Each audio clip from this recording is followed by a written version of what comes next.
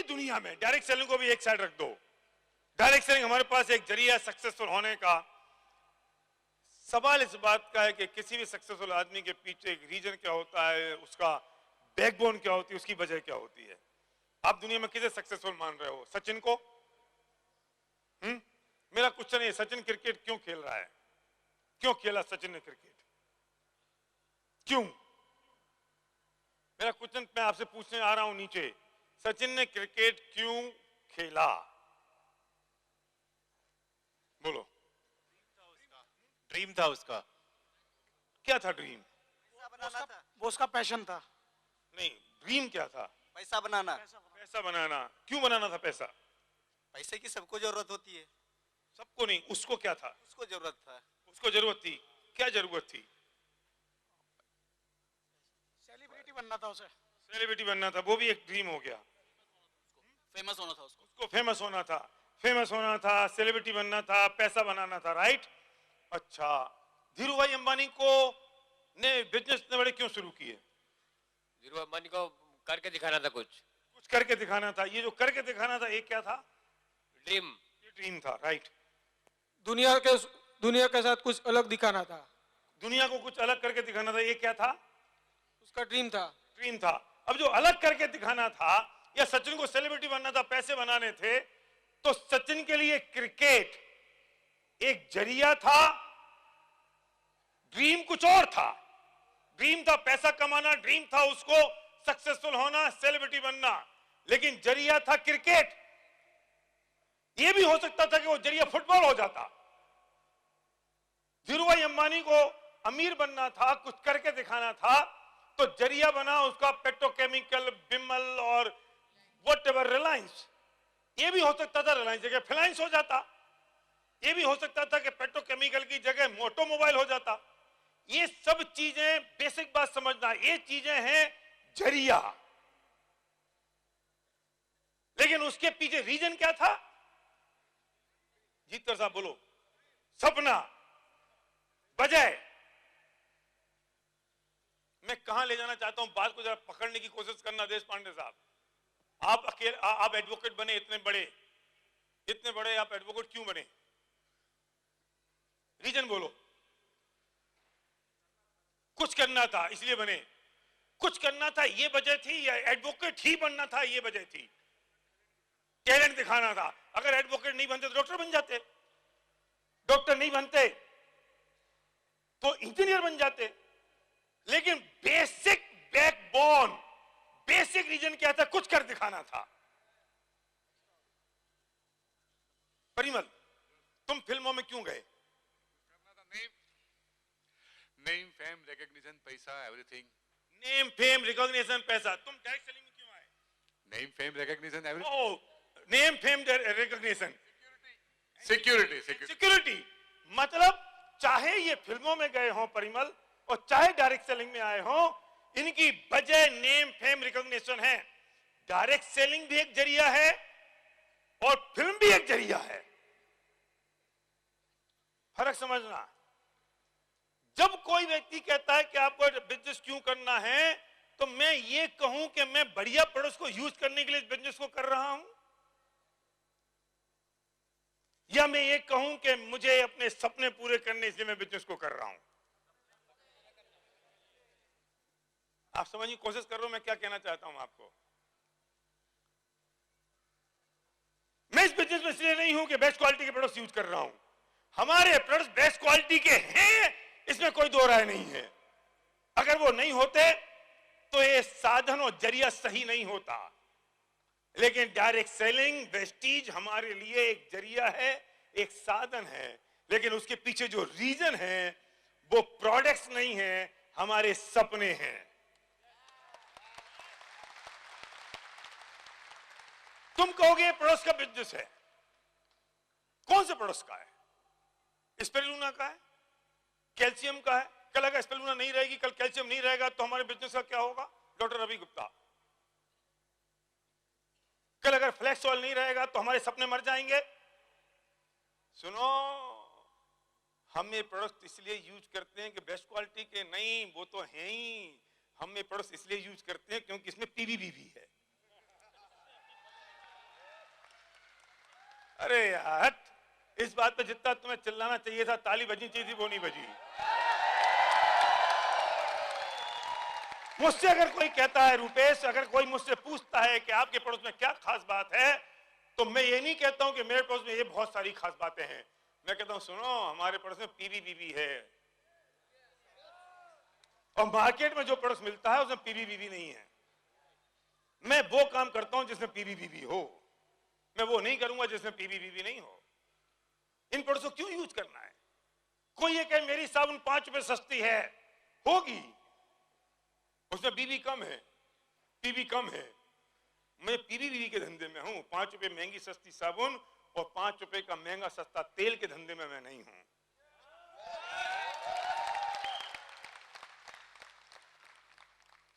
धीरज, मैं उनका क्या करूं जिनके फंडामेंटल सही नहीं है, जो ये कहते हैं पड़ोस का बिजनेस है। माफ करिए, मैं बाली साहब की साक्षी में ये बात कह रहा हूं, और इसलिए कह रहा हूं उनकी साक्षी में कि इन्होंने मुझे सिर्फ एक बात पे खरीद लिया था। जब मैं आज से 4 साल पहले इनसे मिला और मैंने इनसे पूछा कि सर ये बिजनेस किस चीज का है, क्योंकि मैं जानना चाहता था। मैं बिल्कुल इस बात के लिए मेरा स्ट्रॉन्ग बिलीवर हूं कि बिजनेस लीडरशिप का है, ये बिजनेस ड्रीम का है।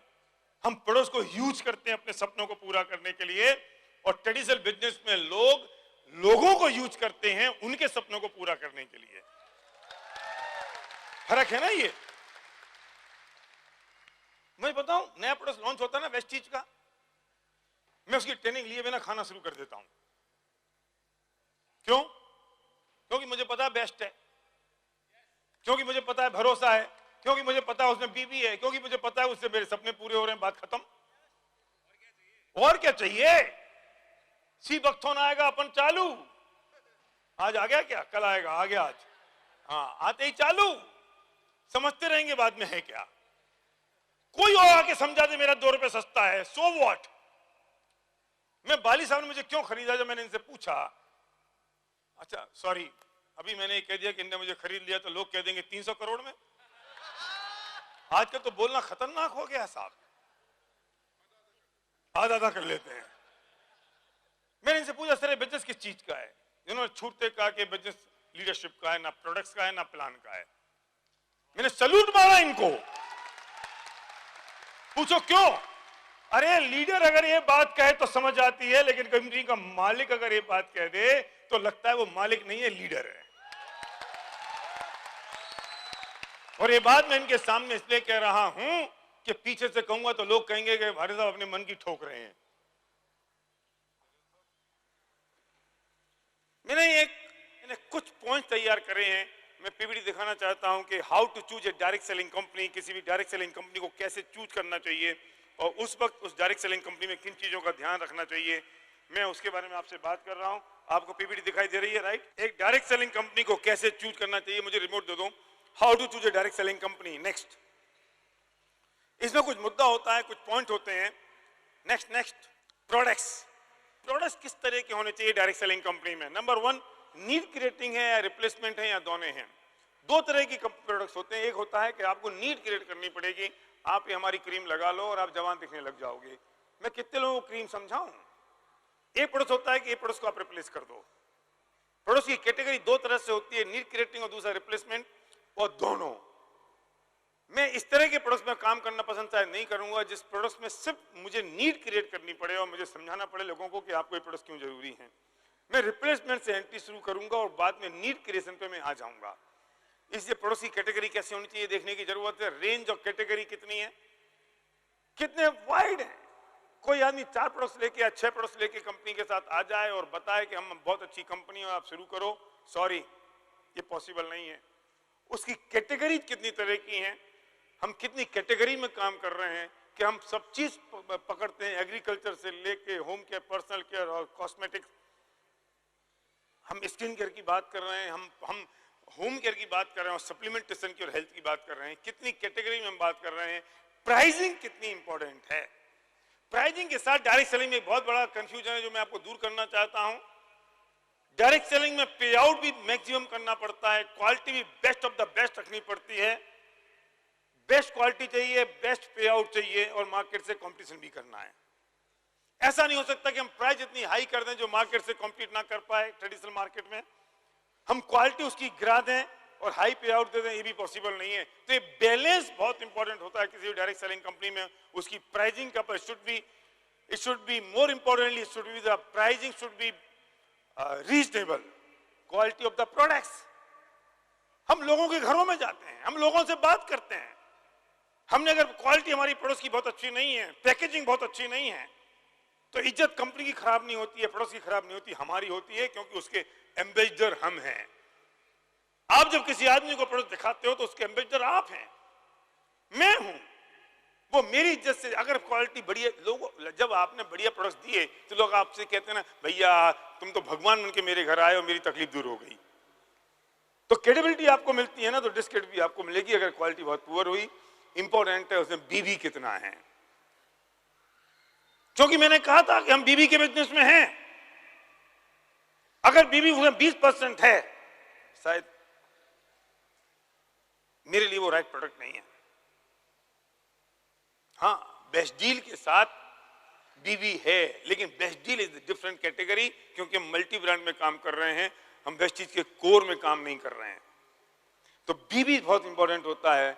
और range of the category repeat हो गया इसमें, और इंक्रीजिंग रेंज जो है वो by default bar bar increase हो रही है नहीं, या बढ़ रही है नहीं। Next slide. ये जो कंपनी के ओनर हैं, कंपनी का मैनेजमेंट है, सबसे बड़ी बात है इंटेंशन क्या है।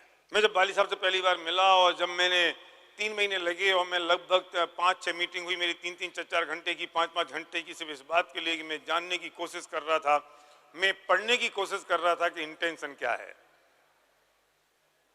मैं कोशिश कर रहा था कि वो चाहते कि, अभी मैंने जितनी बात उनसे की, अचानक मैं उनसे प्रश्न पूछा और अचानक ये जानने की कोशिश की कि वो किस इंटेंशन के साथ काम कर रहे हैं।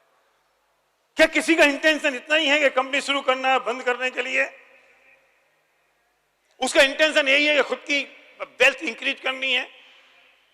डायरेक्ट सेलिंग ट्रेडिशनल बिजनेस नहीं है, डायरेक्ट सेलिंग बिजनेस है लोगों का, पड़ोस का बिजनेस नहीं है, लोगों का बिजनेस है। रॉ मटेरियल लोग होते हैं, लोगों की सपनों का बिजनेस है।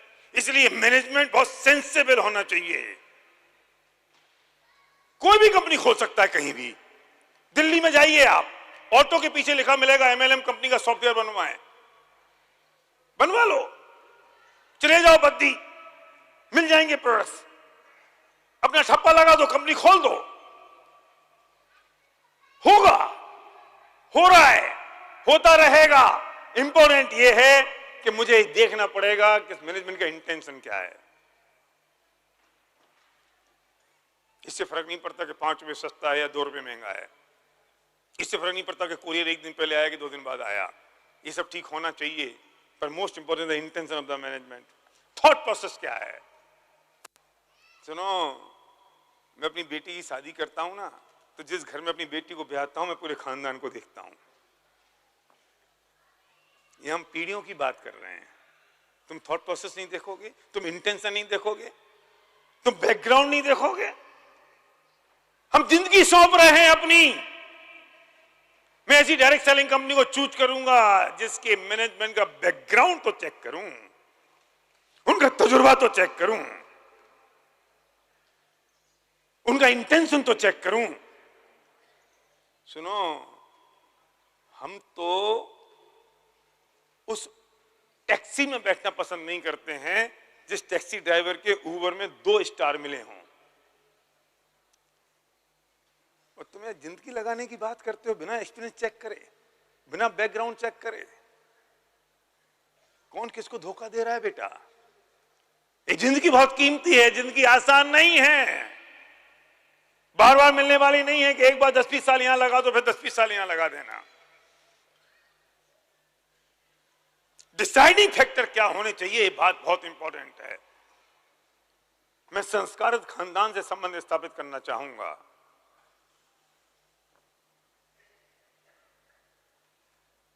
कुसंस्कारित से नहीं।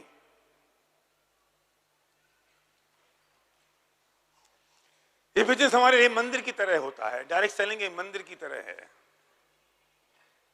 तो मंदिर का पुजारी, मंदिर का मुखिया अगर संस्कारित नहीं है तो हम कैसे पूजा कर सकते हैं? विजन क्या है मैनेजमेंट का, सोचते कितना बड़ा है। और हम बहुत भाग्यशाली हैं कि वेस्टीज एक ऐसी कंपनी है जिसके पास एक इंडियन कंपनी है और ग्लोबल विजन है। आज तक मिली होंगी तो ऐसी मिली होंगी कि यूएस की कंपनी होगी और इंडिया में आई होगी, यूएस की कंपनी होगी जैसा ग्लोबल विजन होगा। इंडियन कंपनी ग्लोबल विजन वाली कोई दूसरी कंपनी नहीं होगी। मुझे वो विजन सोचना पड़ेगा, मुझे देखना पड़ेगा, driven by the employees of the owner. मैं सच कहता हूं, मैं ऐसी कंपनी के साथ काम करना पसंद नहीं कर पाऊंगा, भले ही मैंने किया हो और वो तजुर्बा ही मेरा बोलता हो कि जो कंपनी के आला हों उन्हें सिर्फ सैलरी मिलती हो और शाम को उन्हें सिर्फ बोतल का ढक्कन खोलना हो या क्वार्टरली अपनी पीपीटी दिखानी हो और उनको मेरे सपने और मेरी जिंदगी से उनके सपने और उनकी जिंदगी का कोई कनेक्शन ना हो, तो पार्टनरशिप कैसे चल सकती है? This is a partnership between company and the leadership. एक कंपनी और लीडरशिप की एक पार्टनरशिप है और जब दोनों का स्टेक बराबर होगा तभी बिजनेस चलेगा। सामने वाले को पता नहीं है, उसको फर्क नहीं पड़ता और हमारी जीवन लग गया, हमारा हार्ट एंड सोल लग गया और उसको फर्क नहीं पड़ेगा, ऐसा कैसे हो सकता है? ये संभव तो नहीं है। मुझे देखना पड़ेगा वो कौन ड्राइव कर रहा है, उस कंपनी का बेसिस कौन है। लोग एम्प्लॉय के बिना तो चलेगी नहीं, लेकिन उसके जो फंडामेंटल हैं वो लोग कौन हैं, फोकस क्या है ओनर का। मैं फिर बात कह रहा हूं कि अगर इस वक्त धीरू भाई अंबानी डायरेक्ट सेलिंग कंपनी खोल लें तो मैं शायद पसंद नहीं करूंगा जाना, क्योंकि वो वैसे ही 2 लाख करोड़ के आदमी हैं और ये कंपनी 10,000 करोड़ की बन गई तो भी उन्हें असर नहीं होगा, उनका फोकस नहीं होगा और मेरी जिंदगी लग गई। मैं नहीं कर सकता, मैं वही करूंगा जिस उसका स्टेक और मेरा स्टेक बराबर हो। Right, next, sales and marketing plan long term plan है या नहीं? लोग शॉर्ट टर्म बात करते हैं, हम इस बिजनेस में यहाँ पर लॉन्ग टर्म डुप्लीकेबल सस्टेनेबल और प्रॉफिटेबल बिजनेस के लिए हैं। वो जो सेल्स एंड मार्केटिंग प्लान है वो लॉन्ग टर्म होना चाहिए, उसका मनी डिस्ट्रीब्यूशन सिस्टम बहुत ट्रांसपेरेंट होना चाहिए और सबसे बड़ी बात है कि जो बॉटम लेयर है वहां इनकम जल्दी से और आसानी से आनी चाहिए। Sales and marketing plan, middle layer leadership growing होनी चाहिए, अपर लेयर लीडरशिप स्टेबल और ग्रोइंग होनी चाहिए, रिलेशनशिप विद द टीम होना चाहिए, no manipulation, no hiddenness, no घुंडियां इन द प्लान। इतनी घुंडियां हो प्लान में कि जब आप आ जाओ, जैसा बाली साहब बता रहे थे, तब आपको पता चले कि इस प्लान में क्या निकला, लेकिन जब तक आप एंट्री नहीं करो तब तक आपकी ट्रांसपेरेंसी ना हो, प्लान वैसा नहीं हो सकता। ट्रांसपेरेंट होना चाहिए सेल्स एंड मार्केटिंग प्लान। लेकिन लोग बताते हैं कि आसान है, हम आसान हैं, वो टिपिकल हैं, हम 2 वाले हैं, वे मल्टीपल वाले हैं। तो समझ लेना दोस्त, आसान में दुनिया में कुछ नहीं मिला किसी को। ये सिर्फ ट्रैप करने के लिए, गाजा दिखाने के लिए, लटकाने के लिए तुम्हारे लिए चीजें दिखाई जाती हैं और भोले भाले लोग मेरे फंस जाते हैं। दुर्भाग्य ये है कि वे फिर लौट के आने के रहते नहीं है और जिंदगी उनकी खराब हो जाती है। इसकी जो सजा है, इसका जो पाप है, इसका जो कर्म बंधन है, वो तो भुगतना पड़ेंगे। मैं ज्यादा मत बुलवाओ, नहीं तो पता नहीं मैं क्या क्या बोलता जाऊंगा। Next, age of the company मेरे लिए बहुत इंपॉर्टेंट है। कंपनी से कम 7-8 साल पुरानी कंपनी होनी चाहिए। लोग कहते हैं कि नई है तो ज्यादा मजा है। जब मैं 11 साल हो गए थे वेस्टीज को, जब मैंने एंट्री की तो लोगों ने मुझसे पूछा, आप 11 साल पुरानी कंपनी में जा रहे हो, इसमें एक्साइटमेंट नहीं होगी? मेरे से लोगों ने कहा 11 साल पुरानी कंपनी हो गई, वेस्टीज बूढ़ी कंपनी हो गई, पुरानी कंपनी हो गई, क्यों जा रहे हो? मैंने कहा सुनो, मैं इसलिए जा रहा हूं क्योंकि 11 साल हो गए हैं। नई में चलते हैं, नई में बहुत एक्साइटमेंट होगा। मैंने कहा नई के चैलेंज कौन भुगतेगा? स्टेबल हो गई है। अब मुझे कोई ऐसी चीज नहीं चाहिए जो कोई भी नाई मेरे सिर पे बाल बनाना सीखे। मुझे अपने सिर के बाल उससे बनवाने हैं जो ऑलरेडी बनाना जानता हो। लोगों ने कहा 11 साल पुरानी कंपनी में तुम क्या कर पाओगे? मैंने कहा मैं कुछ करने नहीं जा रहा हूं, मैं सिर्फ लोगों के सपने पूरे करने जा रहा हूं। जो होना होगा वो हो जाएगा और हो गया।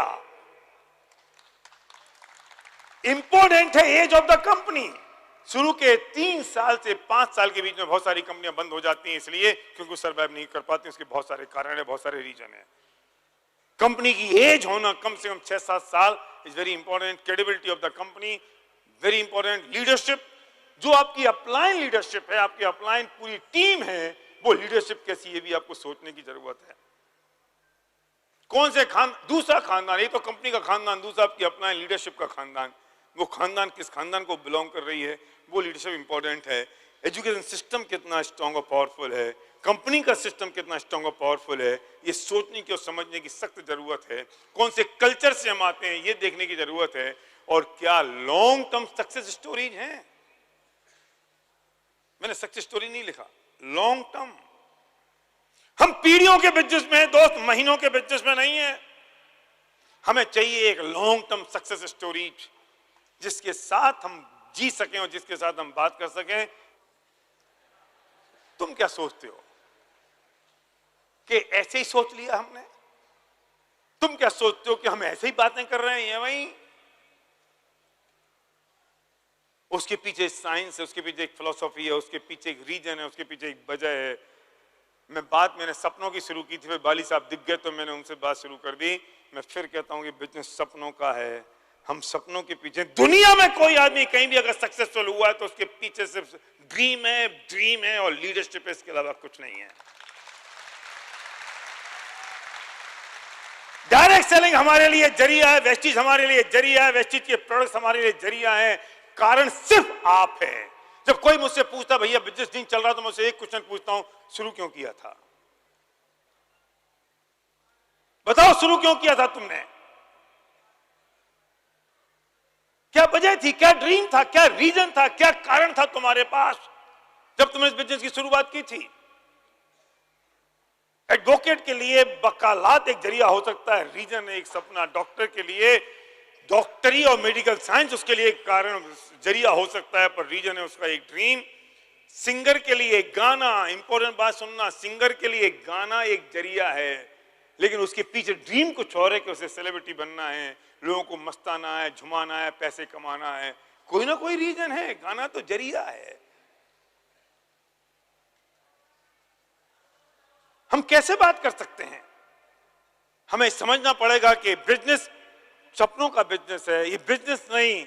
सक्सेस मतलब ड्रीम होते हैं, सक्सेस मतलब सपने होते हैं। और कोई भी व्यक्ति अगर सक्सेसफुल बनना चाहता है तो उसे बात समझनी पड़ेगी। और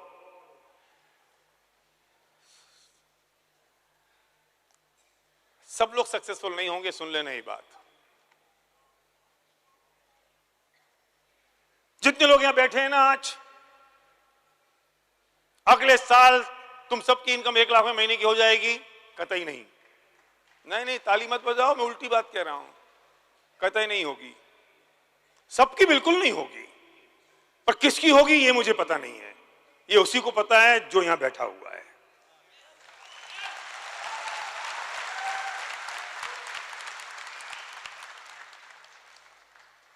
मैं दोबारा रिपीट कर रहा हूं, सबकी हो जाएगी अगले साल 1 लाख महीने की इनकम? नहीं। किसकी होगी मुझे पता नहीं है, वो खुद डिसाइड करेगा जो यहां बैठा हुआ है आपकी कुर्सी पर कि मेरी होगी या नहीं। हम परेशान हो जाते हैं इस बात के लिए कि मेरी टीम के सब लोग काम नहीं कर रहे हैं, कैसे करेंगे? क्यों? क्योंकि एक फंडामेंटल और एक साइंटिफिक रिसर्च है कि पूरी दुनिया में जो 1% लोग जो है ना वो नेगेटिव लोग होते हैं, लेग पुलर होते हैं। 1% लोग होते हैं जो नेगेटिव होते हैं। आप 130 करोड़ जनता देखो, उसमें 1% निकाल लो, वो लोग नेगेटिव होंगे। 4% लोग होंगे वो अवसरवादी होंगे, अपॉर्चुनिस्ट होंगे, मौके की तलाश में होंगे, और जहां पावर होगी वहां खिसक लेंगे। 4% लोग जो सज्जन लोगों के साथ में हो जाते हैं, जहां सज्जन लोग होंगे वहां वो पहुंच जाएंगे। 1% लोग सिर्फ लीडर होते हैं, और 90% लोग सज्जन होते हैं, डरपोक होते हैं, सुसुप्त होते हैं, फॉलोअर होते हैं, लो कॉन्फिडेंस वाले होते हैं। ये किसी का बुरा नहीं चाहते, पर अच्छे के लिए कुछ करते नहीं हैं। नहीं समझ में आई है? रिपीट करूं? 90% लोग वो होते हैं जो सज्जन होते हैं, डरपोक होते हैं, लो कॉन्फिडेंस में होते हैं, सुसुप्त होते हैं। ये किसी का बुरा नहीं चाहते, पर अच्छे के लिए कुछ करते नहीं है। अब तुम ये सोच लेना कि तुम कितने परसेंट में हो। और सुनो, हमारा संकट ये है कि हम उन 90% लोगों को 1% की कैटेगरी में लाना चाहते हैं। अनूप, पर वे आएंगे कैसे? 90% लोगों को हम 1% की कैटेगरी में लाना चाहते हैं, वे आ नहीं पाते हैं। इसलिए सारे लोग सक्सेसफुल दुनिया में नहीं होते हैं। सक्सेसफुल वो होता है जिसमें लीडरशिप एबिलिटी होती है और लीडरशिप क्वालिटी होती है। और हम सिर्फ खड़े खड़े बैल की तरह घंटी बजाते रहते हैं और हम काम नहीं करते, क्योंकि ड्रीम हमारा पुअर है। एक बैल था, तो वो जो बैल था ना, बैल के गले में घंटी बांध देते हैं ना, ऐसी घंटी लटकती रहती है, बजती रहती है। तो उसका जो मालिक था, वो मालिक बैल के गले में घंटी बांधी और उसके बाद पेड़ के नीचे सो जाता था और बैल हल चलाता रहता था। तो मालिक देखता था घंटी में से आवाज आ रही है, मतलब बैल काम कर रहा है। मालिक सो जाता था, तो बैल भी स्मार्ट था, विनिंग टीम का कोई चैंपियन था। उसने देखा कि इसे तो घंटी से मतलब है, तो अगले दिन बैल एक जगह खड़ा हो गया और गर्दन हिलाता रहा और घंटी बजती रही, हल चलाना बंद कर दिया। हम भी शायद अपने सपनों को पूरा करने के लिए लोगों के घरों में प्लान नहीं दिखा रहे हैं, प्लान दिखाने की बातें करते हैं और खड़े खड़े गला हिलाते हुए घंटी बजा रहे हैं और हल्ला मचा रहे हैं। ये सपने आपके हैं और आपको पूरे करने हैं। और इन 3 दिनों में आपको एक कमिटमेंट अपने आप के साथ करके जाना होगा कि इस साल मिशन 2020 में मेरी इनकम 1 लाख रुपए महीने की होगी। कैसे होगी इसकी बात मैं करूंगा आज शाम, ये फंक्शन खत्म होने से पहले। जिस मिशन 5X की हम बात कर रहे हैं, जिस हम सेल्फ एक्सप्लोरेशन की हम बात कर रहे हैं कि 2020 ये वो साल है जिसमें आप अपने आप को अपनी खाल से बाहर निकाल दें। ये वो साल है जिस साल आप डिसाइड कर लें कि इसके आगे के आने वाली पीढ़ियां आपको सल्यूट करें इस बात के लिए कि अगर मैं मर जाऊं और मेरी फोटो भी टंगी हो, उसे माला टंगी हो, तो लोग कहें कि हमारे दादाजी थे जिन्होंने डायरेक्ट सेलिंग में काम किया और वेस्टेज में बहुत बड़ा काम करके आज हमारी पीढ़ियों की इनकम आ गई।